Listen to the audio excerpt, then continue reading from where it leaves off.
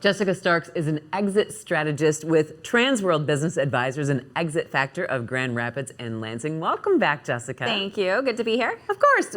Talk about when a business owner thinks about getting out of the biz. What are the questions that you see coming up for them? There are so many questions because they've never done this before. There's so much unknown. So a lot of the questions I see is, my family was supposed to buy this and take over the business, or an employee, but now I have neither that are interested, or I don't want to talk to the employee because I don't want them to leave me because they're scared. So who is going to buy my business? Right. And there are third-party buyers out there that will buy your business. But then another question that comes up is, where are they going to get the money? And do people really have the money to buy businesses? And the fact is, yes, they have the money. There's cash, there's seller financing, there's banks that will do financing for business acquisitions. A business owner, we were just talking about identity. Like, what is my identity after I leave this business?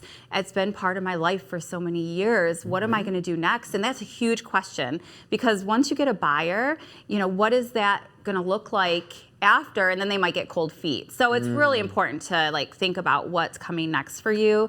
And then a big question is my business worth anything? Some people just want to close the doors because they don't think there's value there beyond the hard assets, and there's so much value. So, public service announcement, find out if your business has worth, because it probably does, and you're leaving a lot of money on the table. Yeah, you never need to just close the doors. Please don't. Correct. Call Jessica. Yes.